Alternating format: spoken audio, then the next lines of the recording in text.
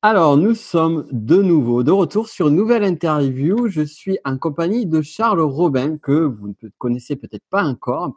Et vous allez voir pourquoi j'ai décidé de faire cette interview. Et je sens que ça va vous intéresser. On va parler de YouTube, on va parler de pédagogie, on va parler d'enseignement et on va parler de philosophie aussi, peut-être un peu. Donc, bonjour Charles et merci à toi d'être ici. Salut Nico et merci à toi pour ton invitation. Ben, avec grand plaisir.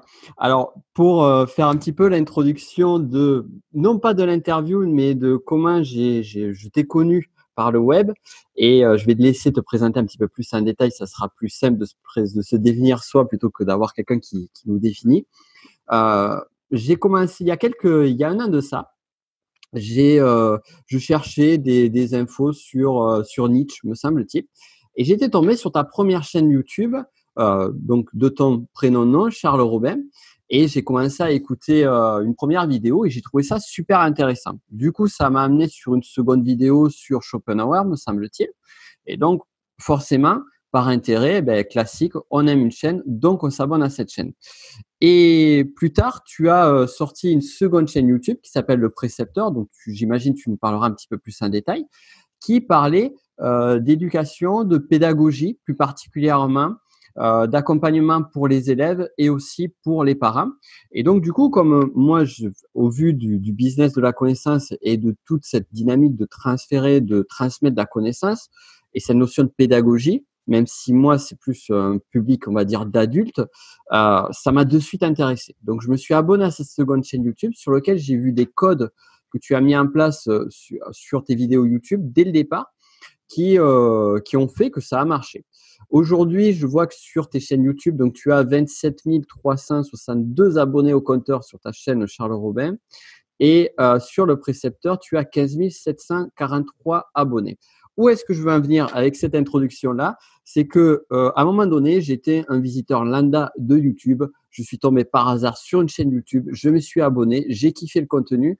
Et aujourd'hui, on en vient à cette interview. Et donc, je trouvais ça intéressant d'avoir ce parcours-là et d'en discuter peut-être plus en détail. Voilà, c'était un petit peu long. Je vais te laisser te présenter maintenant. Ben, merci. Écoute, je pense que tu as dit l'essentiel. Donc pour tes auditeurs qui ne me connaissent pas sans doute, moi à la base donc je viens de l'enseignement, c'est-à-dire que j'ai fait des études de philosophie à Montpellier, j'ai fait un master Mhm. et après ce master, plutôt que de suivre la voie classique qui consiste à passer les concours de l'enseignement public, j'ai opté pour une autre voie. C'est-à-dire que j'ai commencé à donner des cours particuliers, j'ai commencé aussi à donner des cours à la fac, et je me suis aperçu qu'en fait, c'était dans le cours particulier que je m'épanouissais, que je m'accomplissais le plus. Et donc, j'ai choisi cette voie. Or, il se trouve que parallèlement à mes études et à l'enseignement, j'avais déjà ouvert une première chaîne YouTube, donc que tu as nommée, hein, c'est celle qui porte mon nom, Charles Robin. Donc, j'ai Mhm. lancé cette chaîne en 2012. Et pourquoi j'ai lancé cette chaîne? Ben, tout simplement parce que à cette époque, j'avais fait un mémoire de philosophie politique dans le cadre de mes études. Mhm. Et en fait, j'ai auto-édité ce mémoire parce que bah, je pensais que ça valait la peine qu'il circule. Et Mhm. résultat des courses, je me suis mis à faire des vidéos pour présenter ce livre davantage que pour parler de philosophie ou même de pédagogie. Et petit à petit, bah, je me suis diversifié dans mes thématiques jusqu'à en arriver à ce que tu as mentionné tout à l'heure, c'est-à-dire des vidéos où je parle de philosophie, de certains auteurs, Nietzsche, Schopenhauer, Platon, etc. Mais ce qu'il faut savoir, ça pourra peut-être intéresser tes auditeurs, c'est que j'ai vraiment travaillé sur cette chaîne YouTube, mais de manière sans aucun professionnalisme. C'est-à-dire que je ne prêtais aucune attention à la forme. Je n'avais pas de micro, je ne me filmais pas, je ne faisais aucun montage. Et puis progressivement, j'ai commencé à incorporer un petit peu d'éléments, voilà, de qualité technique. C'est-à-dire que bah, j'ai commencé à prendre un micro de meilleure qualité, j'ai commencé à me filmer, et puis petit à petit, j'ai fini par faire des vidéos qui étaient à peu près regardables, disons. Mhm. Et c'est à ce moment-là que j'ai eu l'envie, donc là on est déjà maintenant en 2017. En 2017, je décide de créer une nouvelle chaîne qui sera consacrée donc à la pédagogie, qui s'appelle le Précepteur. Et donc cette chaîne, je l'ai lancée en avril 2018. Donc à l'heure où on se parle, ça fait un petit peu moins d'un an. Et là, j'ai voulu vraiment réunir à la fois mes compétences et mes connaissances en termes de pédagogie et de philosophie de l'éducation, avec, disons, le savoir-faire sur YouTube que j'ai acquis au fil du temps, parce que même si je ne faisais aucun effort, disons, pour que mes vidéos soient de qualité, ben, j'ai fini par m'y mettre parce que je me suis rendu compte que si on voulait toucher un public un petit peu plus large, il fallait aussi jouer le jeu du format. On peut pas décemment demander à des internautes de se taper des vidéos de 45 minutes avec un son pourri ou avec une image de mauvaise qualité, parce que je pense que c'est pas très respectueux en fait de l'internaute. Et je comprends l'idée de tout vouloir investir sur le fond et de considérer que la forme est secondaire. Je comprends l'idée, mais dans les faits, ça marche pas comme ça. Et comme je le dis souvent à mes élèves, si tu passes un entretien d'embauche demain, je ne pense pas que tu iras en pyjama, les cheveux ébouriffés, c'est-à-dire je ne pense pas que tu iras sans prendre un minimum soin des apparences. Parce que les apparences, bah, c'est le premier contact qu'on a avec quelqu'un et on n'a pas deux fois l'occasion de faire une bonne première impression. Si on peut faire une bonne première impression et attirer à soi des gens qui ensuite seront intéressés par le contenu, ben, je pense que c'est vers ça qu'il faut aller. Et puis, ben, si les personnes ne sont pas intéressées par le contenu, dans ce cas-là, elles ont toute liberté de passer leur chemin et d'aller sur d'autres chaînes. D'accord, d'accord. Oui, donc du coup, déjà, tu mets en place un point clé qui est le fond et la forme, et ces notions effectivement de forme. Et ça, c'est intéressant aussi ce que tu dis, puisque ça me fait penser qu'initialement, on part tous sur cette envie de faire ce qu'on a envie, de faire ce qui nous fait kiffer, et de se dire que finalement, tout le monde va s'adapter à ce que l'on veut, et puis en même temps, de se dire, ben, finalement, dans le monde en général, enfin, les gens vont s'adapter, ne sont pas trop attirés sur l'apparence ou quoi que ce soit. On a tendance à vouloir attribuer quelque chose d'idéal sur finalement un contexte qui ne l'est pas forcément, ou du moins qui n'est pas forcément sur notre vision à nous. Et C'est ça, c'est-à-dire que ça part souvent d'une très bonne intention, en fait. ouais, On est passionné par un sujet et on a une espèce d'idéal de pureté par rapport à notre passion, ce qui fait qu'on se dit, le fond, c'est ce qui prime et le reste est accessoire, le reste est secondaire. Donc, on va absolutiser le contenu, le fond, et ouais. on va complètement mettre de côté la forme. Donc, ça part vraiment d'une bonne intention, mais le résultat pratique, ben, c'est qu'on ne respecte pas l'internaute à qui on propose son contenu parce qu'on considère qu'effectivement, comme tu le disais, on considère que c'est à lui de s'adapter et c'est à lui de supporter finalement les défauts en termes de qualité visuelle ou sonore. Mais cet effort-là, qui est-on pour le lui demander en réalité? Je pense que le minimum à faire quand on veut s'adresser à des gens, c'est de leur donner un minimum envie de nous suivre. Par exemple, je pense que n'importe qui va dans une boutique pour s'acheter, je sais pas moi, des vêtements ou peu importe, s'il a le choix entre une paire de chaussures dans un emballage à peu près propre, à peu près soigné, et une paire de chaussures qui traînent, une à gauche et une à droite, enfin bref, ça donne pas envie et c'est normal parce que bah, l'apparence compte, même si l'apparence doit être dépassée. Mmh. On dit bien qu'on ne doit pas juger un livre à sa couverture, mais si la couverture elle est toute blanche et qu'il n'y a même pas le titre dessus, qu'il n'y a aucune information, personne n'aura envie de lire ce livre. Donc je pense que c'est un petit peu la même problématique. Le format n'est qu'un moyen. Le contenu, c'est la fin, c'est la finalité, mais le moyen doit être utilisé pour obtenir cette finalité qui est le contenu. Et là, tu viens de toucher du doigt quelque chose qui est fondamental. Je vois notamment, tu vois, beh, sur mon écosystème où là, typiquement, on met beaucoup d'efforts. Il y a énormément d'efforts qui est fait sur la forme et parfois le fond n'est pas forcément là. Et c'est justement arriver à amener cet équilibre. Et même, c'est même pas un équilibre, c'est plus un niveau d'exigence qui est que je vais quand même me préoccuper à avoir un fond qui soit qualitatif, à apporter le meilleur de moi, mais aussi à amener une forme qui soit à un niveau euh, qui soit tel que finalement les personnes vont me suivre derrière. Parce que qu'est-ce qui a fait que j'ai commencé à te suivre? C'est que le fond m'a intéressé, mais la forme était suffisamment acceptable ou agréable pour moi pour que je puisse continuer sur le fond. Et je pense que si on faisait l'expérience, à contenu égal, si tu prends une chaîne par exemple qui diffuserait uniquement du contenu audio ou du contenu avec une mauvaise qualité d'image et exactement le même contenu sur une autre chaîne avec un audio de qualité et une vidéo de qualité, il est clair et net que c'est la chaîne de qualité qui l'emporterait. Et là encore, c'est tout à fait normal. Et comme tu disais, c'est simplement un niveau d'exigence minimum. Effectivement, on peut avoir des vidéos très bonnes sur le plan technique, avec un contenu, un fond assez faible ou assez médiocre. Et de la même façon, on n'a pas besoin d'avoir une forme vraiment extraordinaire avec des effets spéciaux ou une caméra en 4K pour que ce soit de qualité. Je pense que c'est vraiment l'idée d'une qualité minimale qui de toute façon évolue, parce que je pense que tu l'as constaté en tant que youtubeur, la manière dont on travaille et dont on va gérer la forme de nos vidéos, ça évolue. Et souvent, ça évolue par petites touches successives. C'est-à-dire qu'à moins d'avoir un gros budget au départ ou d'être encadré, d'être aidé par des personnes de ce milieu-là, c'est rare qu'on ouvre sa chaîne YouTube et que la première vidéo soit top sur le niveau technique. C'est vraiment l'aboutissement en fait d'un travail d'amélioration permanent qui fait qu'on va atteindre cette qualité. Alors du coup, ça m'amène à une question, tu vois, j'aime bien référencer à mes points on va dire mon expérience personnelle, et justement ce que j'ai pu vivre sur ma chaîne YouTube, tu vois, c'était en 2016, j'ai investi énormément de temps et d'énergie sur YouTube. Aujourd'hui, c'est plus le cas, mais en fait, je faisais pas mal de vidéos et à un moment donné, j'investissais énormément de temps sur du montage, sur du travail qui était autour de ça.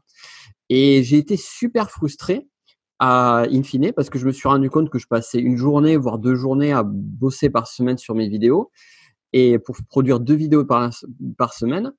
Et genre, par exemple, à peu près peut-être un mois plus tard, je pouvais plus tenir, donc j'ai arrêté. Et j'ai fait un format de production où je faisais 4 vidéos par semaine, sauf que c'était des vidéos où je me filmais. Et d'ailleurs, c'est un format que j'utilise encore aujourd'hui, où je me filme et je fais tout d'une traite. Et après, je balance cette vidéo. Et ce qui a été terrible, c'est que ces vidéos-là ont mieux marché que les vidéos précédentes qui étaient super montées. Donc voilà, je pense qu'il y a des éléments qui manquent quand je te donne cette information-là. Cependant, est-ce que ça te parle, cette situation-là?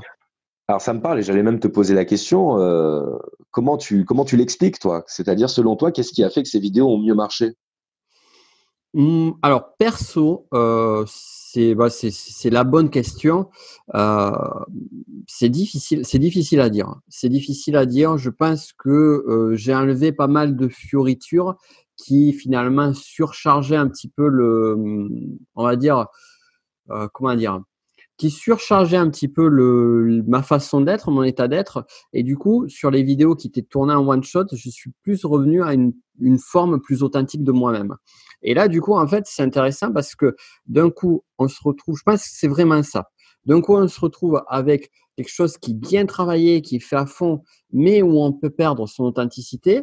Et de l'autre, un format qui peut être plus authentique, mais en même temps qui est, on va dire, moins adapté au code de YouTube. Ouais, je vois. Ça rejoint un peu, ma réponse rejoindra un petit peu la tienne, c'est-à-dire que, alors pour avoir fait environ un peu plus de 80 vidéos sur ma première chaîne YouTube, et Ouais. là, je crois qu'actuellement, j'en suis à une petite trentaine sur ma deuxième. S'il y a quelque chose que j'ai pu apprendre par rapport à mon expérience sur YouTube, c'est qu'on peut jamais totalement anticiper le succès ou pas d'une vidéo. C'est-à-dire que j'ai parfois fait des vidéos en me disant qu'elles seraient regardées par 1000 ou 2000 personnes. Et finalement, je pense en particulier à mes vidéos de philosophie. Ma vidéo sur le stoïcisme, j'ai pas regardé récemment. Mais aux dernières nouvelles, elle faisait 300 000 vues. Alors, Mhm. ça fait un petit moment qu'elle est sortie maintenant, mais c'est même pas une vidéo. C'est-à-dire que j'ai pris mon téléphone, j'ai branché mon kit Malibre à mon téléphone, je me suis enregistré et j'ai parlé pendant 40 minutes du stoïcisme. Et j'ai mis ça en ligne avec en fond une image d'un philosophe stoïcien. Et puis, je me suis rendu compte que les gens l'écoutaient, la réécoutaient, alors qu'elle dure 40 minutes pendant laquelle il n'y a aucune animation, c'est moi qui parle, tu vois. Et, Et, ouais. et ma Excuse-moi. vidéo n'était même pas écrite, en fait. C'était vraiment de l'improvisation, c'est-à-dire que en la réécoutant, je me suis rendu compte des petites erreurs que j'avais pu faire, des petites longueurs, des problèmes de rythme, tu vois. Et encore aujourd'hui, j'ai du mal à comprendre, mais pourtant, c'est un fait. Et à côté de ça, j'ai fait une vidéo sur un sujet lié au libéralisme, parce que sur ma première chaîne, je parlais beaucoup de la question du libéralisme. Voilà, j'avais fait un format court avec du montage, un rythme très très rapide, ce qui ressemble beaucoup, tu sais, aux vidéos qui peuvent devenir virales, c'est-à-dire les vidéos courtes qu'on partage facilement et qui contiennent un message assez simple en réalité, avec ce qu'on appelle des punchlines, avec des images qui vont vraiment marquer et attirer l'attention.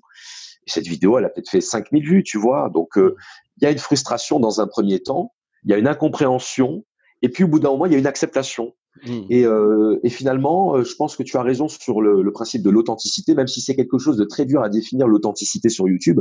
Alors, je ne sais pas ce que tu en penses et je ne sais pas si on aura le temps d'en parler, mais pour ma part, quand j'allume ma caméra, je n'arrive pas à être totalement Charles. Je n'arrive pas à être totalement authentique parce que j'ai toujours ce problème, alors qui est sûrement un problème, disons, personnel, qu'on rencontre peut-être tous à des degrés différents. Je n'arrive pas à être totalement à l'aise quand je sais que je suis filmé, alors que je vais être totalement à l'aise quand je serai avec des gens que je connais, avec des amis ou même avec des inconnus avec qui je vais discuter dans un bistrot, par exemple, il n'y aura pas de problème. Mais le fait de savoir que ce que je suis en train de dire va être publié et visible potentiellement par des millions de personnes, eh ben, ça crée une sorte de petit blocage à l'intérieur de moi qui fait que je suis pas totalement à l'aise.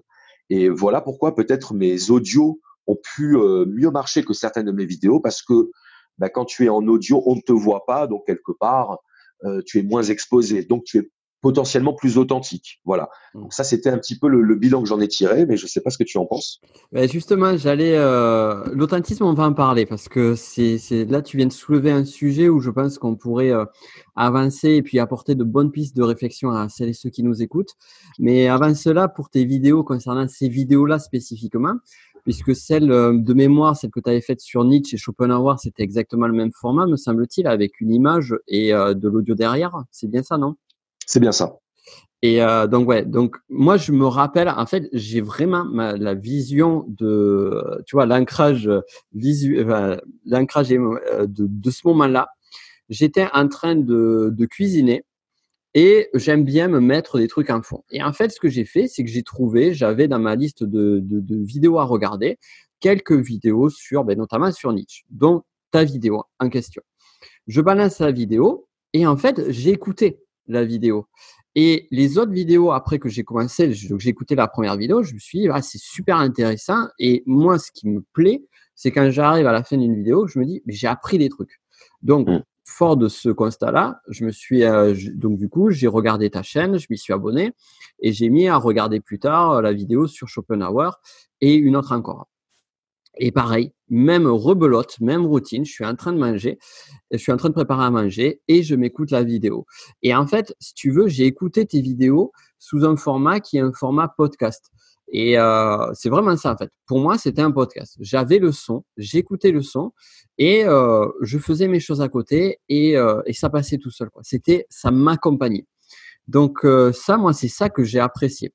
Alors que si je prends ta chaîne du précepteur, typiquement, c'est une chaîne que je vais regarder lorsque je regarde tes vidéos. Je vois qu'il y a une nouvelle vidéo sur Flux d'actualité.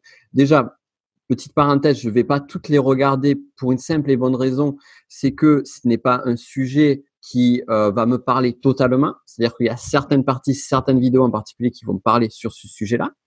Donc ça, c'est pareil pour toutes les chaînes YouTube. Et au-delà de ça, lorsque je vois un sujet qui me parle, je vais le regarder, mais je vais le regarder avec attention parce qu'il y a un travail de montage, et la vidéo est plutôt courte. Je vais plutôt avoir un usage qui va être en mangeant, je me regarde, je fais ma session YouTube. Et je trouve que c'est intéressant cette notion de format. Et effectivement, moi, j'ai vraiment vu une différence, un delta entre les premières vidéos que tu as fait sur le précepteur et les vidéos que tu avais fait sur ta chaîne principale, sur ta première chaîne. Parce que, et ça se sent, tu as travaillé sur un format en particulier. Il y avait une mise en forme vidéo qui était bien spécifique, avec un décor qui était bien adapté. Tout était travaillé. Seulement, le format et ton mode de communication était différent de celui de la première chaîne. Je ne veux pas dire qu'il est moins bon, ce n'est pas le cas. Je veux dire juste qu'il est différent. Et donc voilà. Donc je ne sais pas si ça te donne déjà Bien sûr. Si, j'ai bien envie de réagir à ce que tu me dis. C'est très intéressant parce que déjà, ça confirme à la fois ce que je m'étais dit et puis et certains retours que j'ai eus sur en fait les deux approches. Sur ma chaîne personnelle et sur ma chaîne Le Précepteur, il y a vraiment deux approches qui sont assez différentes. Donc sur la chaîne Charles Robin, comme je te le disais, il y avait aucun travail, disons, de mise en forme. Il y avait très peu, enfin beaucoup moins de préparation, et il n'y avait pas d'identité, il n'y avait pas de fil conducteur en fait. Les vidéos sortaient à des rythmes mais totalement extravagants, c'est-à-dire qu'il pouvait ne pas y avoir de vidéo pendant 6 mois, et puis tout à coup pendant une semaine j'allais en publier trois d'affilée. Enfin vraiment c'était vraiment totalement expérimental. Ma chaîne principale, enfin ma chaîne personnelle devrais-je dire, pour moi, c'était un petit peu mon laboratoire d'expérimentation. Et puis, quand j'avais envie de tester quelque chose, comme un scientifique dans son laboratoire qui a envie de tester un mélange de substances chimiques, eh ben, c'est ce que je faisais. Je mélangeais mes substances chimiques et puis j'envoyais tout ça et je voyais ce que ça donnait, en fait. Et c'est ce qui a fait que sur cette chaîne personnelle, je sais qu'il y a quelques petites perles, c'est-à-dire des vidéos qui n'étaient pas anticipées, qui ne s'inscrivaient dans aucun fil conducteur et qui ont plu. Et ce sont ces podcasts, effectivement, dont tu parles, c'est le bon terme. Et d'ailleurs, ça m'a donné envie parce que je suis en train d'y réfléchir actuellement. Sur la chaîne du Précepteur, j'ai aussi envie de diversifier mes formats. Et donc, je me suis dit dernièrement que j'allais retenter l'expérience du podcast sur la chaîne Le Précepteur pour pouvoir brasser justement des sujets de philosophie parce que le thème s'y prête aussi puisque c'est une chaîne d'éducation, enfin pédagogie et philosophie d'éducation, donc ça a totalement sa place. Et je pense qu'effectivement, il y a des vidéos qu'on regarde, il y a des vidéos qu'on écoute, et que le public qui écoute les vidéos n'est pas forcément le même qui regarde les vidéos. En tout cas, on n'est pas dans le même état d'esprit, on n'est pas dans la même démarche.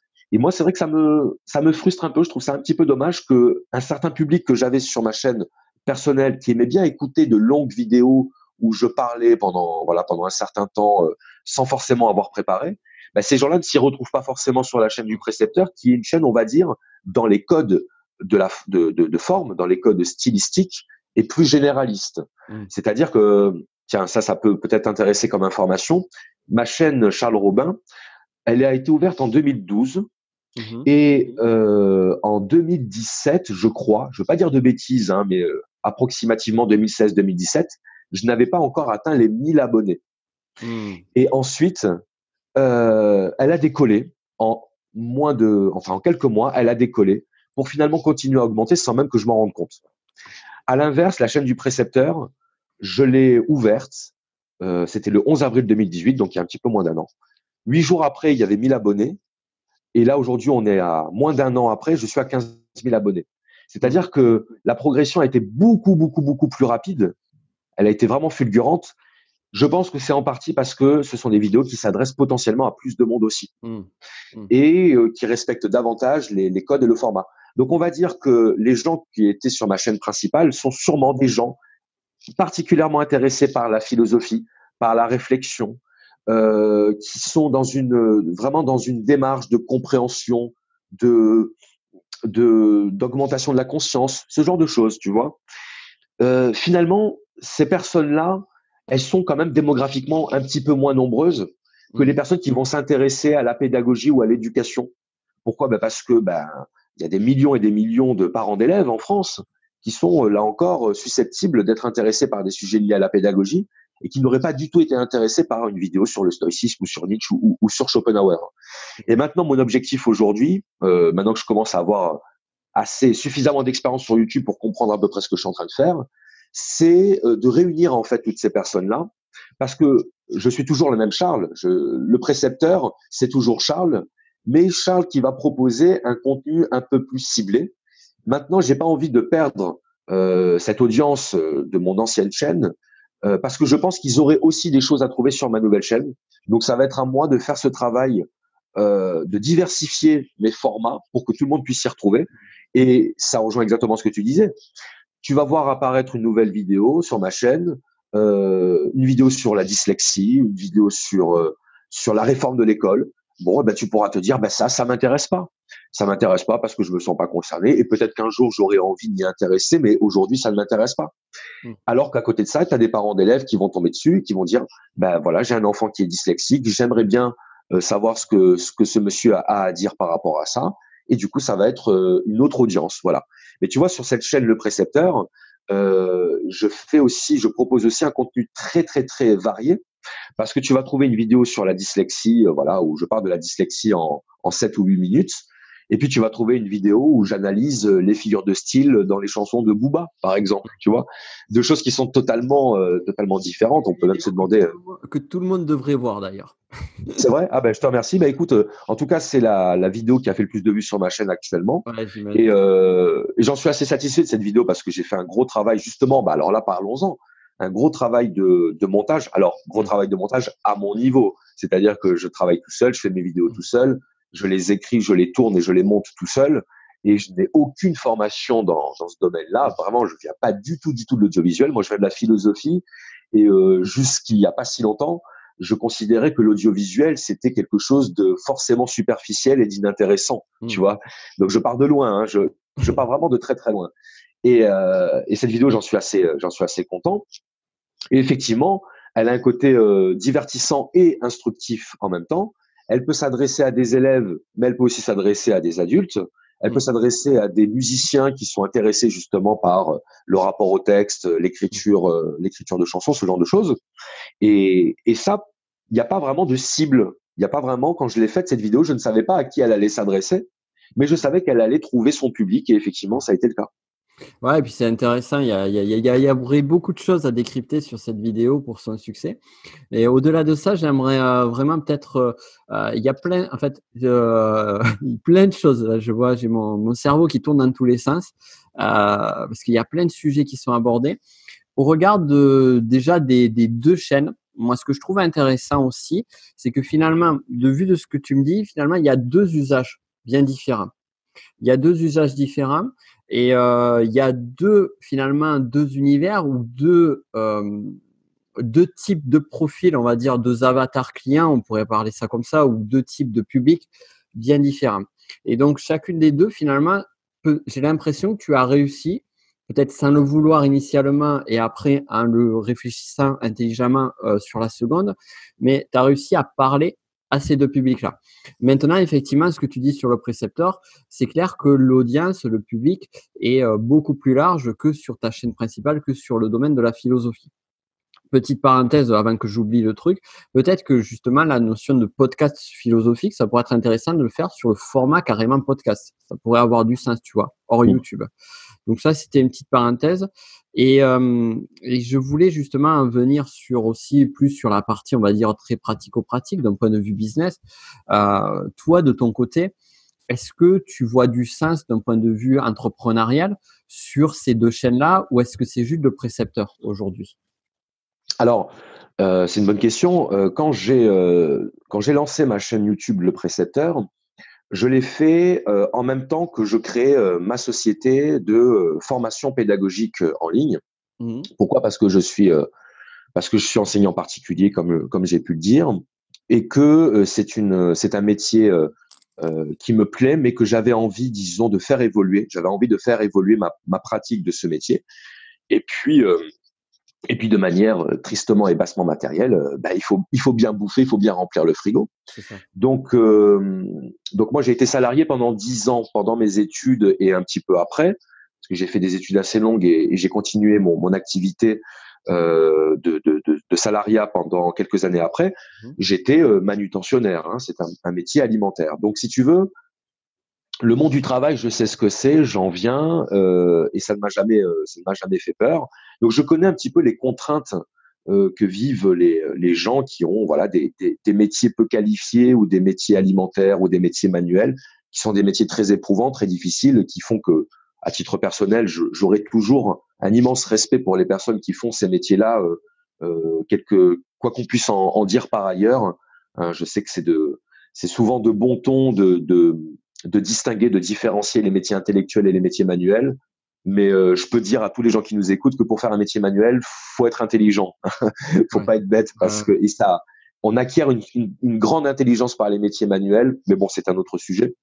Et en fait, si tu veux, de par cette expérience-là, j'ai été encouragé par les personnes qui travaillaient dans cette entreprise où j'étais, qui m'ont dit, mais Charles, avec ce que tu fais avec tes études, tu devrais aller plus loin, tu devrais tu devrais, comment dire, faire évoluer ce que tu fais pour que ça marche et pour te faire un petit peu connaître, etc.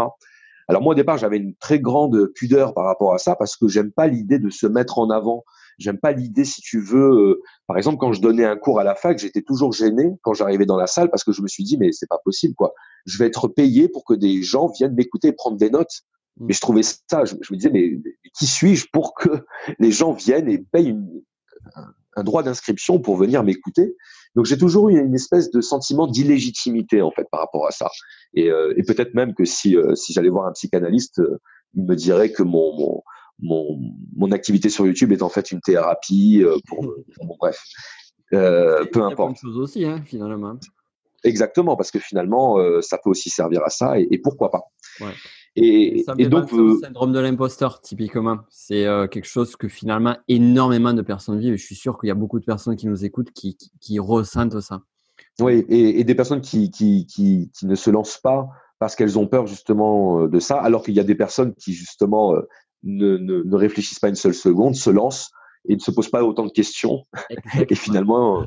finalement y arrivent très bien. Et Et donc d'ailleurs, pour revenir, ouais, excuse-moi, je non, je fais t'en prie, vas-y, vas-y. une petite parenthèse qui pourrait peut-être t'aider et je sais qu'il aidera nos auditeurs.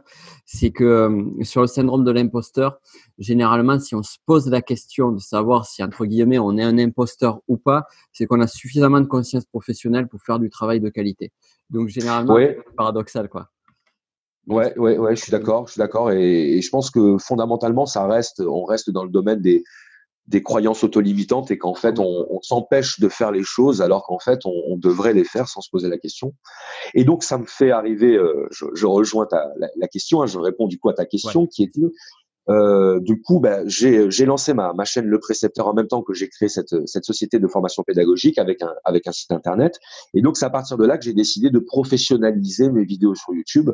Donc, j'ai fait appel à un infographiste qui a créé mon générique. J'ai fait appel à un ami, d'ailleurs, je le salue, Vincent, s'il m'écoute, qui a créé la musique du générique. d'accord. Ensuite, je me suis un petit peu appuyé sur tout ce que je trouvais euh, justement sur YouTube pour essayer de prendre des informations pour savoir comment on faisait du montage, comment on faisait du cadrage, comment on rythmait une vidéo, tout ça, tout ça. Donc tout ça est encore, c'est pas encore abouti, hein, mais j'ai vraiment eu ce désir de professionnaliser ma chaîne YouTube, ma chaîne Le Précepteur, alors que ma chaîne Charles Robin, comme je te le disais, c'était un petit peu mon laboratoire expérimental. Il n'y a jamais eu, et je pense qu'il n'y aura pas de volonté de professionnaliser cette chaîne-là.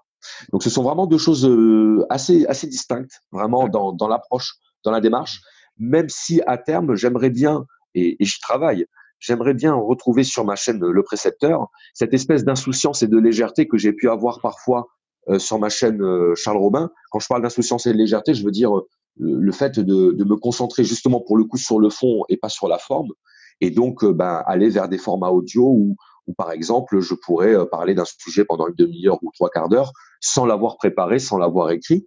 Alors, il se trouve que le hasard nous a fait faire notre interview aujourd'hui. Il se trouve que hier, j'ai justement sorti sur ma chaîne Le Précepteur une vidéo où, pour la première fois, je parlais d'un sujet pendant à peu près 20 minutes sans avoir écrit ma vidéo, sans l'avoir préparée.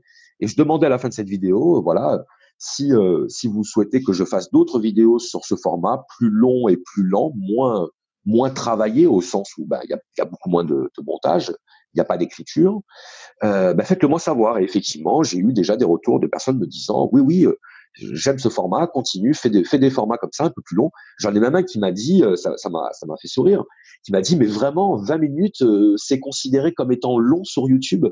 C'est-à-dire que, effectivement, Mm. 20 minutes, pour beaucoup de gens, c'est très long, mais pour beaucoup de gens, 20 minutes, c'est très rapide. Et en 20 minutes, on n'a pas le temps de dire grand-chose en réalité sur un sujet. Enfin, Mm. moi, je suis quelqu'un d'assez bavard et tu peux t'en apercevoir depuis tout à l'heure. Je, je ne te laisse pas en placer une. Mais ce que je veux dire, c'est que si tu me lances sur un sujet, je peux en parler pendant 2 heures, il n'y a aucun problème, tu vois. Ouais. Mais je ne peux pas là non plus demander à des internautes de me consacrer 2 heures de leur temps pour m'écouter parler d'un sujet qui m'intéresse, tu vois. Même si je sais qu'il y en a qui seraient intéressés. Mais je dois aussi penser aux autres, essayer de penser à tout le monde. Ouais, donc du coup, tu essayes de gérer ça par une espèce d'alternance de sujets. de format, pardon. Exactement. C'est vrai que j'ai un petit peu ce souci, tu sais, de l'équité mathématique qui fait que je me dis, bon, si je fais une vidéo sur un thème très technique lié à la pédagogie, que ensuite je sors une vidéo plus généraliste avec des touches d'humour, ensuite je vais faire une vidéo où je vais improviser sur un sujet, etc. Je me dis, au moins tout le monde s'y retrouvera. Alors après, c'est peut-être une mauvaise approche, hein. C'est-à-dire que là, en ce moment, je teste encore des formats et des thèmes de vidéos parce que je pense que bah, de la même façon qu'un sculpteur, il commence par dégrossir la matière avant d'entrer dans les détails. Moi, je préfère tester beaucoup de choses pour ensuite affiner progressivement et orienter, concentrer petit à petit vers un format. Maintenant, maintenant, oui, pour l'instant, j'en suis effectivement à ce stade où je teste plusieurs formats. Et de toute façon, le tri se fait parce que, comme tu dois le savoir, l'algorithme YouTube évolue, a évolué et continue d'évoluer. Moi, je perds des abonnés à chaque fois que je sors une vidéo. Alors, j'en gagne évidemment en contrepartie. Mais ce que je veux dire, c'est que quand une nouvelle vidéo sort, j'ai des anciens abonnés, enfin des abonnés, qui voient la vidéo et qui se disent, en fait, ça ne m'intéresse pas cette chaîne, et qui se désabonnent. Et ben moi, à ce moment-là, alors ça peut paraître, je veux dire, curieux, étrange, mais moi, je suis content à ce moment-là parce que je me dis, ah, cette personne qui s'est désabonnée, ben quelque part, elle, elle a bien fait de le faire parce qu'elle n'est pas à sa place sur ma chaîne. Donc, il vaut mieux qu'elle aille ailleurs. Il vaut mieux qu'elle aille écouter d'autres contenus. Et d'une certaine manière, ça me réjouit de me dire que ben, le filtre se fait de cette façon-là. Les gens s'abonnent, puis se désabonnent. Et comme ça, je sais que ceux qui restent, ce sont les personnes réellement intéressées. Qualifie. Et comme ça, voilà, qualifient exactement. Et au moins, j'ai pas la sensation d'avoir des abonnés fictifs ou qui n'ont pas de voilà, qui ne sont qu'un chiffre sur un compteur. Ça m'intéresse pas du tout. Après, on va pas se mentir, n'importe quelle personne qui publie des vidéos sur YouTube veut que ces vidéos soient regardées par un maximum de gens, sinon il ne le ferait pas. Et le premier Je truc que pense tu regardes chez les concurrents ou les confrères, c'est le nombre d'abonnés, hein. voilà, le nombre d'abonnés. Alors moi, souvent, je regarde le nombre d'abonnés, mais je regarde aussi le nombre de vidéos parce Ouais. que je vois aussi il y a deux approches. Hein, si on devait schématiser, il y a les vidéastes qui sortent beaucoup de vidéos, plusieurs par semaine, voire des fois plusieurs par jour. Il y a les vidéastes qui vont sortir des vidéos voilà, plus espacées dans le temps. Moi, je fais partie de cette deuxième catégorie, mais je pense que ça vient aussi du fait que je ne sais pas faire autrement. Je ne sais pas sortir 2 vidéos par jour, alors que c'est possible techniquement. Il suffirait d'allumer ma caméra, de parler, de mettre en ligne, et ce serait fait. Mais je n'y arrive pas. Je n'ai pas encore cette aisance. Et puis aujourd'hui, j'ai l'impression surtout qu'au niveau de l'algorithme YouTube, ça n'a plus de sens de diffuser comme un fou sur une chaîne YouTube. Ah, c'est possible. Ça, je sais pas. Parce que Ça, je ne sais pas. j'ai testé l'année dernière le fameux format où tu fais une vidéo par jour. J'ai fait ça pendant 100 jours et j'ai diffusé mais à l'appel, à l'appel, à l'appel. Et finalement, ça n'a pas trop marché. Et au même moment, une personne donc voilà, ça n'avait peut-être pas trop marché parce que j'ai pas fait ce qu'il fallait, ce qui est totalement probable. Mais au même moment, je connais une autre personne qui a fait exactement la même chose, qui avait eu des résultats vraiment excellents les fois précédentes où il avait fait, c'est-à-dire quelques années en amont, comme l'ont fait par exemple Fabien Olicard ou Pierre Cross, pour celles et ceux qui connaissent, et qui avait justement constaté que ce qui marchait avant ne marchait plus sur une production, on va dire, quotidienne. Et l'algo YouTube est plus, il semblerait que l'algo YouTube va plus un petit peu plus sur on va dire du référencement un petit peu plus long sur les vidéos, sur on va dire la façon dont il va pondérer ou qualifier si une vidéo est bonne ou pas pour la suite. Et du coup, maintenant, j'aimerais qu'on revienne sur la question, enfin, sur le sujet qu'on a abordé un petit peu en amont, c'était le sujet de l'authenticité. Un sujet qu'on entend parler. Alors moi, j'entends beaucoup ce mot authenticité. Je me suis rendu compte que souvent, le plus était l'ennemi du bien, c'est-à-dire que beaucoup parlaient d'authenticité et justement, c'était là où il a manqué. Donc, j'aime pas trop ce mot, en fait, en tant que tel. Mais sur les vidéos, sur le contenu que l'on crée, l'authenticité, du moins arriver à atteindre à cette unicité entre ce que l'on est on va dire, en tant qu'être humain dans notre vie privée et ce que l'on est devant la caméra, c'est un vrai défi. Et donc, ouais, donc du coup, toi, tu en es où aujourd'hui par rapport à ça? Ah bah c'est une très bonne question. Alors c'est vrai que le mot authenticité en soi, il pose question. Ouais. Je me le suis souvent dit parce qu'en fait, quand on parle d'authenticité, pour moi c'est un paradoxe. C'est l'idée de vouloir être naturel. Mais si on veut être naturel, on cesse de l'être. Exactement. Ah, j'adore. Et voilà. Et du Le mot coup, congruence peut-être aurait plus de sens. alors voilà, ça c'est un mot que j'ai entendu aussi par rapport à ça. C'est Ouais, possible. Alors c'est pas un terme que je maîtrise en tout cas dans ce sens-là. d'accord. Mais c'est vrai qu'en tout cas, il y a authenticité, être spontané, être naturel, tout ça, ce sont des mots qu'on peut considérer comme des synonymes, mais il y a des nuances entre les termes. Alors où est-ce que j'en suis à ce niveau-là? Ben écoute, je te dirais que de plus en plus, j'essaye d'être, comment dire, concentré sur ce que j'ai à dire davantage que sur la manière dont je vais le dire. En fait, c'est tout bête. J'essaye de m'appliquer les recommandations que je donne à mes élèves quand, Mmh. par exemple, mes élèves rencontrent des blocages dans l'expression orale ou dans l'expression écrite. Mmh. Des élèves qui, par exemple, vont avoir des idées mais vont pas réussir à les mettre à l'écrit ou à prendre la parole parce que bah, dès qu'on leur dit, voilà, tu dois faire un oral. Bon, il y a le tu dois déjà qui met la pression. Et puis faire un oral, tu vois, un oral, on oublie que oral, c'est l'oralité, c'est le fait même de parler. Alors qu'en fait, l'oral, c'est ce qu'on fait à chaque fois qu'on ouvre la bouche pour dire quelque chose et qu'on ne se pose pas forcément toutes ces questions.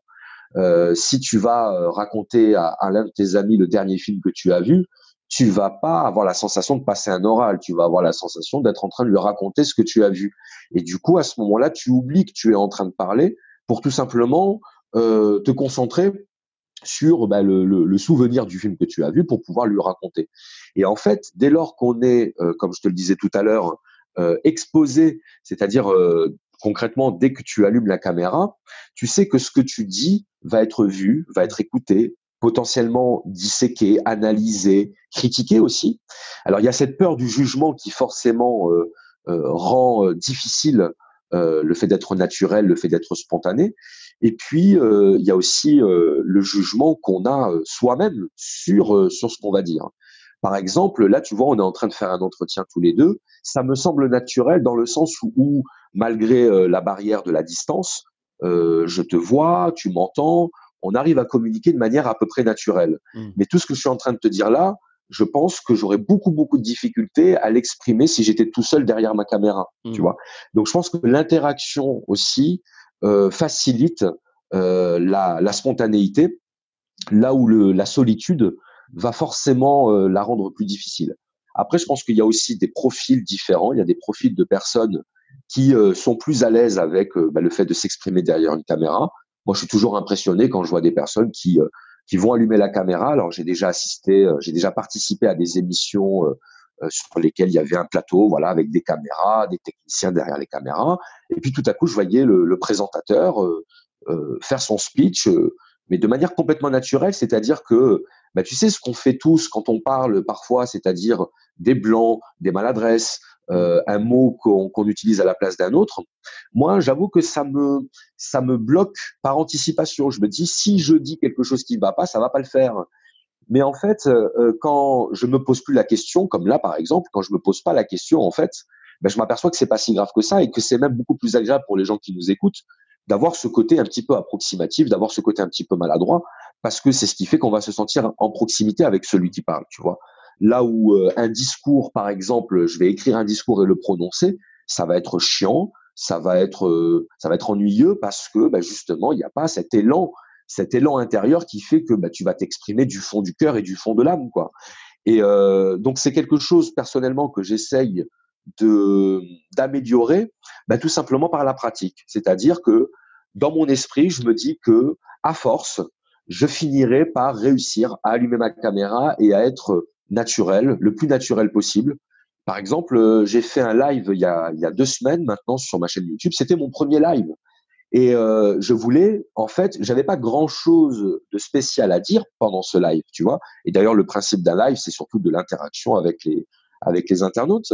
Mais j'ai voulu faire un live simplement pour me confronter à cet exercice de devoir être naturel. Dans un live, tu es obligé d'être naturel parce que tu peux pas parler pendant une heure et demie avec un discours préétabli, préparé. Et donc, tu es obligé d'improviser. Mmh. Donc, il y a cette idée voilà, d'améliorer ça, de dépasser, de surmonter ces blocages par la pratique, par l'exercice. Pour moi, c'est un entraînement, hein, véritablement. Et c'est comme ça que je le gère. Voilà. Je ne sais pas si ça répond à ta question, mais voilà ma réponse en tout cas. Ouais, ça répond clairement à ma question et c'est un vrai travail, tu vois, même pour l'animateur télé, j'aurais envie de te dire, même je personnellement, j'ai jamais rencontré enfin, aujourd'hui, à date, je j'ai pas encore trouvé le signe noir sur ce sujet-là, mais j'ai rencontré personne qui est naturel, j'ai envie de dire naturellement, pour la première fois qu'il prend la vidéo. Toutes les personnes que j'ai vues naturelles en vidéo, c'est des personnes qui se sont entraînées. Et pour le format, moi j'adore le format podcast justement. C'est pour ça que depuis que je m'y suis mis l'année dernière, mais c'est un pur bonheur. Je trouve encore plus de plaisir que sur la vidéo, justement parce que il donne cette liberté-là. Alors moi, je l'explique sur différents paramètres, mais le premier aussi, c'est qu'en vidéo, tu as plein de choses à gérer. Tu as ton retour en image, tu as la luminosité, tu as ceci, cela. Quand tu es sur un format audio, donc là, on est en mode conversation, donc du coup, c'est différent. Mais lorsque je me retrouve tout seul, tu vois, par exemple, à faire un podcast, un audio pur, eh bien, c'est plus facile parce que j'ai que la voix sur laquelle je dois me focaliser, que la voix et la tonalité de voix et à la limite les bruits ailleurs. Alors que lorsqu'on est en vidéo, surtout si on se filme dehors ou autre, il y a des problèmes de luminosité, il y a des problèmes de cadrage, il y a à faire attention à ceci, cela. Et donc, du coup, ça demande une capacité intellectuelle qui finalement, pour moi, est plus forte que le reste. Après, un dernier point aussi je rebondirais sur ce que tu disais par rapport au message. Il y a quelque chose, une des meilleures conférences publiques que j'ai faites, parce que moi, j'ai toujours été tétanisé à l'idée de parler à l'oral. Je pars vraiment de très loin et je me suis retrouvé, tu vois, à faire des conférences de 20, 400, 500 personnes. Et pour moi, c'est un véritable exploit personnel.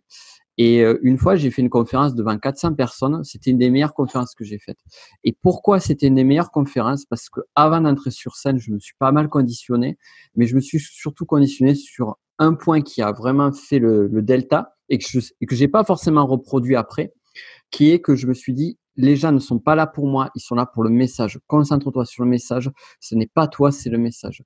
Et on va dire, j'ai enlevé on va dire, le propre intérêt ou les propres besoins égotiques à ce moment-là. Du moins, j'ai tout fait pour dire, c'est le message. C'est pas toi. Toi, tu es juste le transmetteur.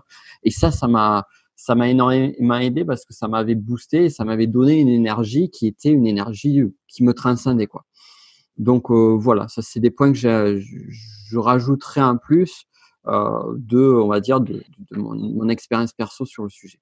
Mais tu as raison de dire que s'exprimer devant 400 personnes, c'est un exploit parce que la plupart des personnes qui regardent des vidéos sur YouTube, la plupart, je dis bien, n'ont pas cette expérience Ouais. en fait, ne savent pas forcément en fait ce que c'est. Et des fois, quand on lit les commentaires, on lit des critiques. Alors personnellement, moi, je suis très à l'aise avec les critiques, c'est-à-dire que j'arrive très bien à les gérer. Je vais pas tomber dans la déprime parce que j'ai eu des commentaires négatifs. Ça, c'est pas du tout, c'est pas du tout un problème. Mais je me dis des fois avec un petit sourire amusé, cette personne-là n'a pas conscience en fait que dès lors que on est face à une caméra ou face à un public, forcément il y a une perte de moyens. Tu vois, c'est comme moi j'ai pratiqué un peu la boxe, mais pas en compétition. Et en compétition, les boxeurs que j'ai pu connaître me disaient mais en fait à partir du moment où tu montes sur le ring, tu perds 50% de tes capacités. Pourquoi? Parce qu'il y a une pression qui est telle qu'en fait, t'es pas le même qu'à l'entraînement. Je veux dire, à l'entraînement, tu peux te concentrer sur la technique, tu connais ton adversaire, donc tu peux totalement te focaliser en fait sur la performance. Mais dès lors qu'il y a une mise en scène, dès lors qu'il y a une exposition, c'est-à-dire dès lors qu'il y a un regard extérieur qui vient finalement, qui vient s'appliquer à ce que tu fais, la configuration n'est plus la même et cette prise en compte là, forcément, elle te fait perdre une partie de tes moyens. Mmh. Moi, je le vois avec mes élèves, par exemple, ou d'autres personnes que j'ai pu aider à réaliser des CV vidéo. Là, dernièrement, j'ai aidé des élèves à faire des CV vidéo, et c'est des personnes qui sont extrêmement à l'aise pour parler devant les gens, pour discuter avec les autres, qui sont très sociables, qui n'ont pas de timidité. Et à partir du moment où elles devaient voilà, réciter leur texte, hein, et ben ça devenait très compliqué. Ça devenait voilà des mots mis à la place d'autres, des phrases qui n'avaient plus aucun sens. Et là, le travail de la personne comme moi qui est là pour coacher. Alors, il faut savoir que moi, j'aime pas les anglicismes, mais parfois je les utilise parce que ça permet de me comprendre. Hein. Quand toi tu es là en tant que coach, tu peux pas te permettre de dire à la personne mais vas-y détends-toi, t'inquiète pas, ça va bien se passer, parce que tout ça ça ne marche pas. On n'aide pas quelqu'un à se détendre en lui intimant l'ordre de se détendre, parce que ça ne fait que rajouter une pression supplémentaire. Donc à ce moment-là, l'humour peut être une manière de justement dédramatiser. Et je pense que c'est vraiment ça finalement l'un des paramètres les plus importants, c'est la dramatisation. La dramatisation, c'est quand voilà on va surinterpréter, on va surévaluer plutôt l'importance et la valeur de ce qu'on est en train de faire. Alors qu'en fait, qu'est-ce qu'on est en train de faire? On est en train de parler. Et c'est-à-dire qu'on est en train de faire ce que tout le monde fait déjà, mais dans un cadre spécifique, dans un cadre stressant que la plupart des gens ne connaissent pas. Donc là, du coup, j'en profite d'être de passage chez toi pour bien dire aux personnes qui nous écouteront, gardez à l'esprit que c'est pas facile de parler devant des gens, que c'est pas facile de parler derrière une caméra. Et moi, j'encourage souvent mes auditeurs, mes spectateurs, à se lancer sur YouTube, à faire leurs propres vidéos, pour qu'elles se rendent compte de ce que c'est et que du coup, ça établisse un rapport beaucoup plus sain entre le spectateur et le créateur. Ne serait-ce que pour le spectateur, n'ait pas l'impression que c'est facile. C'est pas facile d'être un créateur, et même quand on fait une vidéo qui n'est pas écrite, ça reste difficile, et c'est pas quelque chose voilà que tout le monde peut faire. Et d'ailleurs, souvent, ce que j'entends quand j'encourage mes spectateurs à faire ça, c'est de dire oui, mais moi je suis pas vidéaste, mais moi je suis pas youtubeur. Et je leur réponds, mais faut savoir qu'avant de faire des vidéos, moi je ne faisais pas de vidéos. Et donc, on ne naît pas avec un tampon sur le front vidéaste, avec une compétence particulière pour s'exprimer derrière une caméra. C'est en le faisant qu'on le devient. Et comme tout, en fait, c'est souvent en faisant les choses qu'on devient voilà, youtubeur, vidéaste, conférencier, professeur, etc. C'est pas inné en réalité. Ce qui peut être inné, c'est la capacité à la prise de parole, éventuellement, même si je pense qu'il y a quand même une grande partie qui est liée à notre évolution, à notre vécu, mais pas seulement. Hein. Et voilà, et souvent, il y a dans l'esprit des spectateurs l'idée qu'il y aurait d'un côté les créateurs et d'un côté les spectateurs, avec au milieu une espèce de barrière qui fait que le créateur a cette espèce de devoir qu'on lui attribue d'office, d'être bon derrière une caméra, tandis que le spectateur, lui, son rôle, ce serait de regarder, de pouvoir critiquer. Alors que non, hein, on est tous les mêmes, on est tous des êtres humains avec leurs prédispositions, leurs compétences, mais aussi leurs blocages personnels, leurs hésitations, leurs faiblesses, leurs peurs, et que tout ça peut s'améliorer par un travail, par une pratique régulière.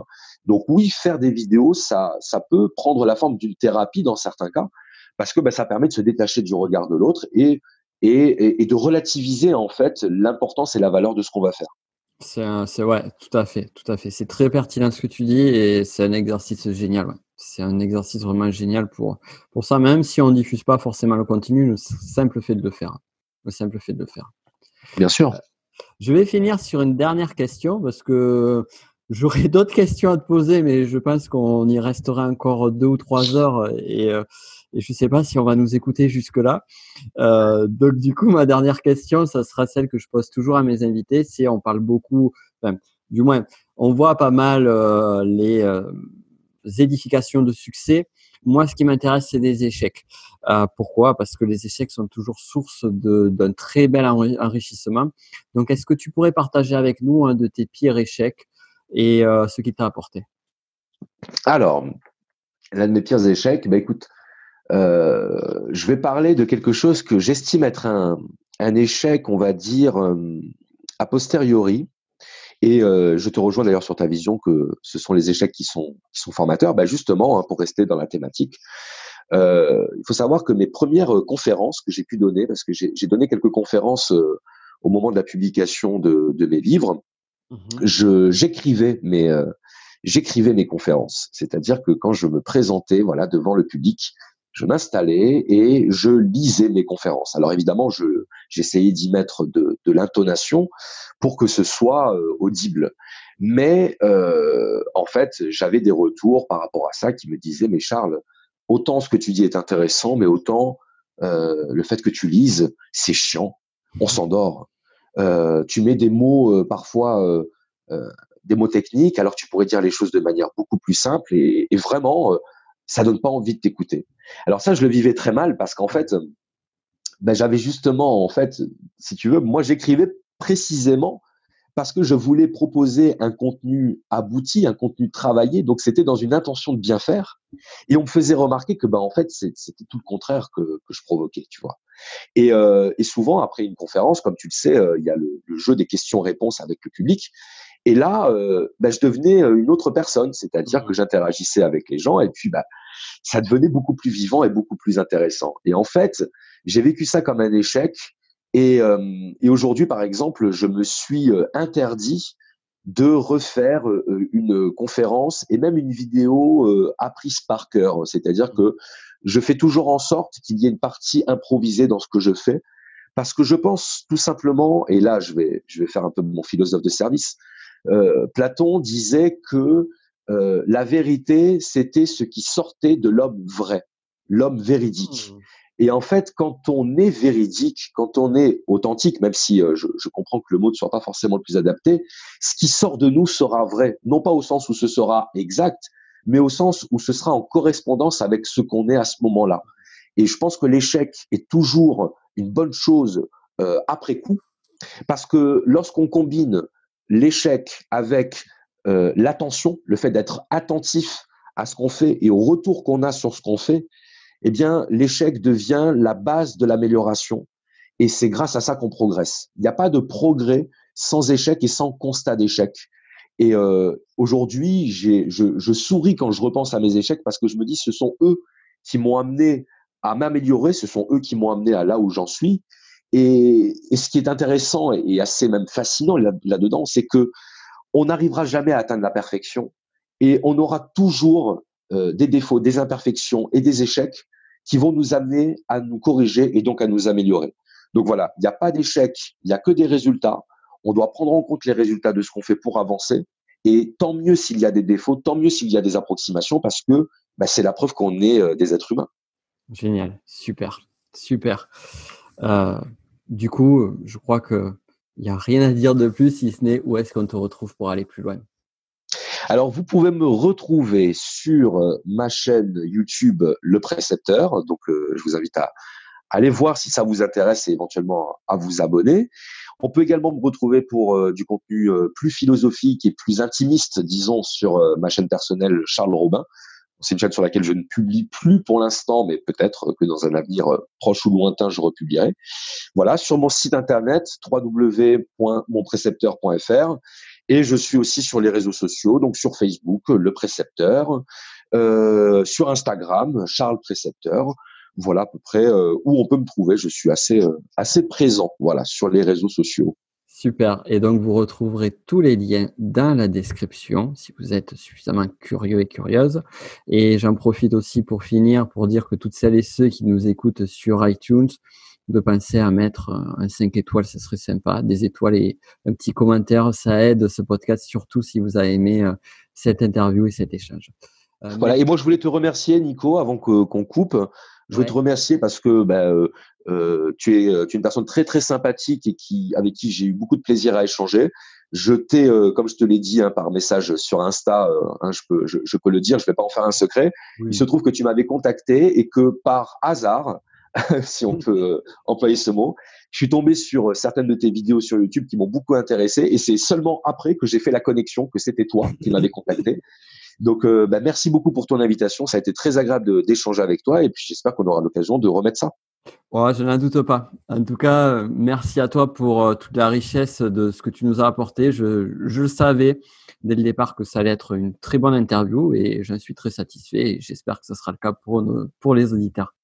Merci Nico. Et voilà, tu viens d'écouter un des épisodes de mon podcast Le business de la connaissance. Alors, si tu veux aller beaucoup plus loin et suivre l'intégralité des podcasts sur ce sujet-là, je t'invite à regarder en description de cette vidéo. Tu trouveras le lien pour pouvoir t'abonner à mon podcast Le business de la connaissance. Et ainsi, on pourra aller beaucoup plus loin ensemble. D'ici là, je te souhaite une excellente journée.